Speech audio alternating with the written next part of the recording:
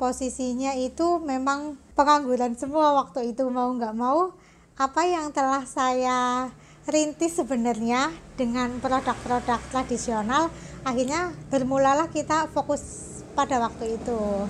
Dan titik terendahnya itu kita juga pernah mengalami ketika produk kita waktu itu kan memang kosmetik tradisional yang kita buat itu masih ilegal lah ya, belum memiliki izin produksi.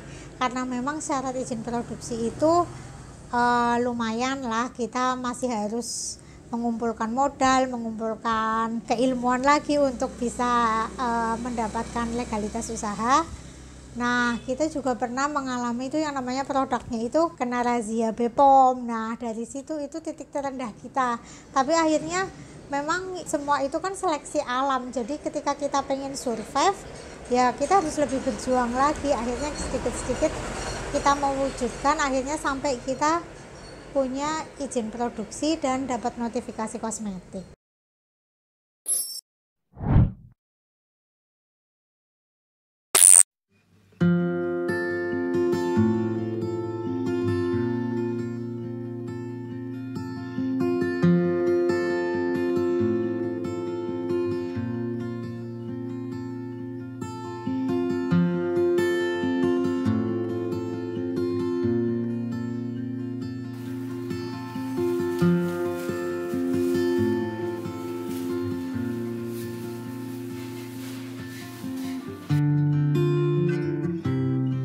Assalamualaikum warahmatullahi wabarakatuh. Saya Septi dari Sekar Jawi, Yogyakarta. Sekar Jawi itu kita memproduksi obat tradisional, minuman herbal, dan kosmetik. Kita beralamatkan di Peleman RT 09, Kasihan, Bantul. Kita berdiri sejak tahun 2012, cuma kita fokus untuk legalitas usaha sampai kita fokus benar-benar fokus menjalankan Sekar Jawi itu di 2015. Awalnya kita di tahun 2012 itu karena kebetulan background saya di bidang farmasi, tapi saya ngambil prodi yang D2 Jamu di Fakultas Farmasi UGM. Dari situ saya mengembangkan keilmuan saya yang diperoleh dari bangku kuliah. Akhirnya kita menciptakan produk spa waktu itu, yaitu rempah mandi. Salah satunya adalah rempah mandi dan lulur. Dari awal itu kita bermula dari satu produk, yaitu rempah mandi awalnya, terus akhirnya kita berkembang sampai ke minuman tradisional. Pertama itu kita sebenarnya fokusnya ke kosmetik tradisional, cuma karena terkendala dengan perizinan legalitas usaha, akhirnya kita fokus ke minuman tradisional yang izinnya bisa PIRT. Setelah PIRT itu untuk minuman tradisionalnya berkembang, kita sedikit-sedikit mengupgrade legalitas kita ke kosmetiknya. Alhamdulillah untuk izin dari BPOM kita sudah memiliki izin notifikasi kosmetik, izin produksi kosmetik, dan izin produksi obat tradisional. Kalau ide produk tersendiri itu kita pertama lihat keinginan pasar, setelah itu kita coba kembangkan. Misalnya seperti waktu pandemi sekarang, untuk herbal yang mendukung imunitas itu sedang booming, akhirnya kita menciptakan produk minuman tradisional yang namanya wedang empon-empon, di mana wedang empon-empon itu memang rangkaian dari komposisinya itu sangat support untuk imunitas gitu. Jadi kita lihat tren pasar, kita juga melakukan riset pasar. Selain itu juga kita tetap memproduksi produk yang memiliki keautentikan, misalnya kayak parang pijat, karena memang merupakan produk kosmetik tradisional yang memang saya rasa perlu kita lestarikan gitu. Sampai saat ini yang sudah memiliki izin edar untuk obat tradisional itu sendiri ada sekitar 6 macam. Untuk yang kosmetik yang sudah memiliki izin notifikasi sekitar 25 item produk. Untuk pemasarannya kita ada di retail modern. Untuk yang offline-nya retail modern kita bekerja sama dengan beberapa retail modern seperti Hypermart, Carrefour, Transmart, Superindo. terus toko retail lokal seperti toko Progo, Mana Kampus, itu untuk offline-nya. Dan untuk online-nya kita ada di beberapa marketplace seperti Tokopedia, Shopee, Bukalapak. Awal saya ingin membuat industri kosmetik itu pengen melestarikan budaya. Selain kita berbisnis juga ingin melestarikan budaya.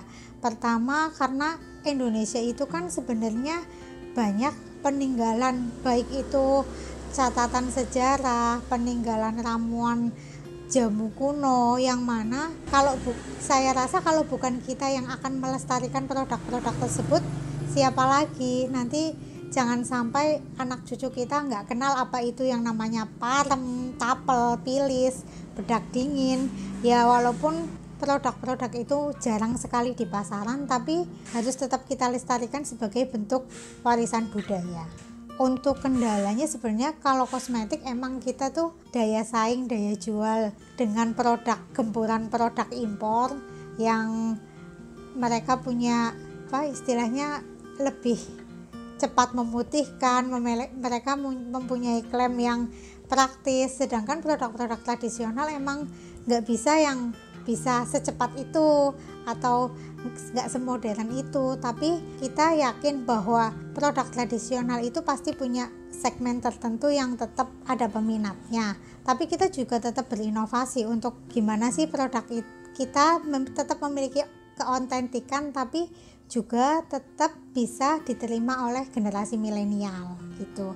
Kita memang PR kita adalah melakukan riset, melakukan pembaharuan dari mulai kemasan, formulasi, terus bentuk sediaan apakah harus kita perbaharui atau ini. Jadi kedepannya memang kita banyak PR sih untuk menuju bahwa kosmetik tradisional harus benar-benar bisa digemari oleh generasi milenial.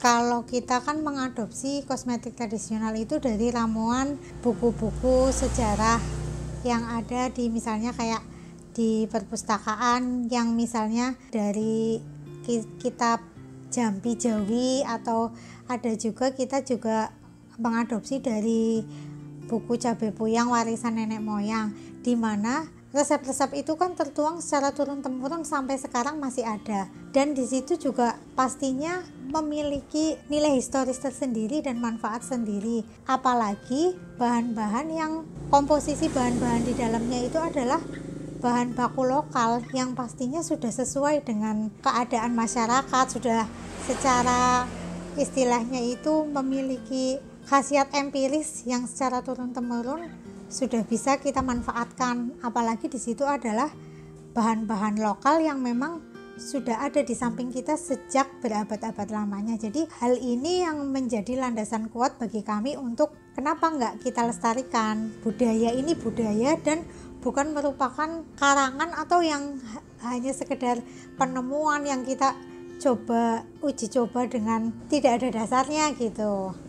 Jadi saya yakin bahwa orang-orang terdahulu kita punya pertimbangan-pertimbangan khusus mengapa memakai komposisi lokal, terus bahan baku lokal, yang semuanya itu mesti mereka sudah riset dengan cara mereka sendiri pada zamannya gitu. Jadi dulu memang saya punya produk waktu itu kan, memang saya dari kuliah itu pokoknya saya pengen menciptakan produk gitu, menciptakan produk yang memiliki nilai budaya dan berdaya jual tinggi.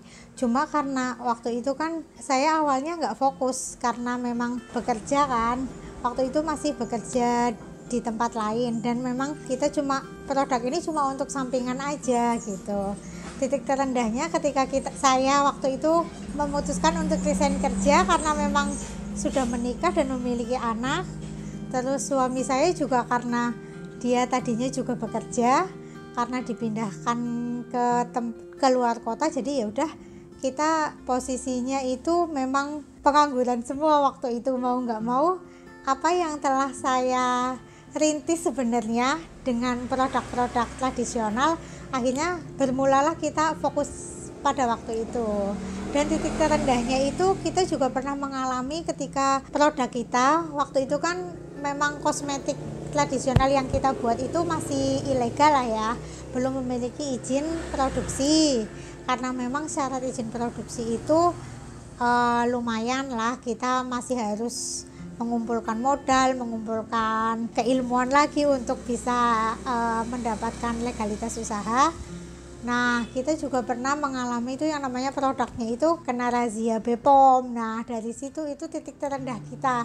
Tapi akhirnya memang semua itu kan seleksi alam. Jadi ketika kita pengen survive, ya kita harus lebih berjuang lagi. Akhirnya sedikit-sedikit kita mewujudkan, akhirnya sampai kita punya izin produksi dan dapat notifikasi kosmetik. Targetnya kita pingin pertama sih pemasaran lebih luas lagi ya untuk produk kosmetik, apalagi kemarin kita sempat terpuruk karena situasi pandemi yang membuat kita sempat off produksi juga.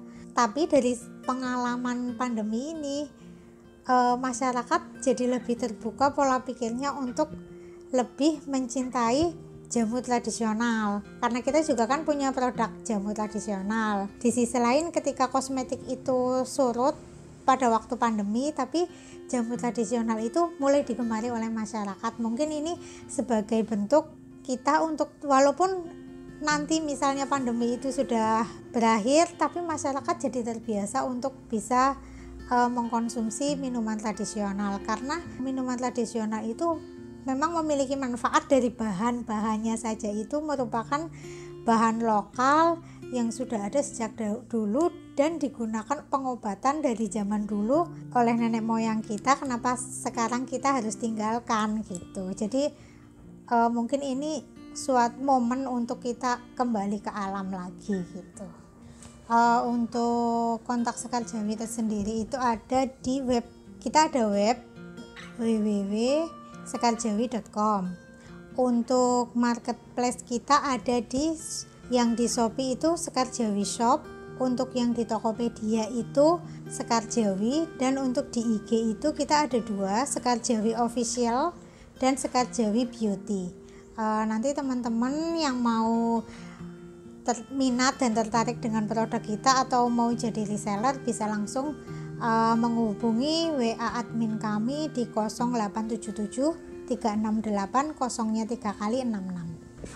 Untuk teman-teman yang sekarang lagi memulai usaha, pertama itu tips dari saya itu bulatkan niat. Yang kedua istiqomah, karena memang yang namanya kita memulai usaha, memulai bisnis itu butuh ketelatenan. Kita memang harus istiqomah, jadi istilahnya jangan mudah putus asa. Dan bagi yang mau mencoba tapi masih ragu-ragu, tips dari saya, jangan takut untuk memulai sesuatu pokoknya dengan niat yang baik. Kita mulai usaha, jadi mulai action, jangan cuma menjadi ini impian aja, karena akan seimpian itu tanpa action selamanya tidak akan terwujud.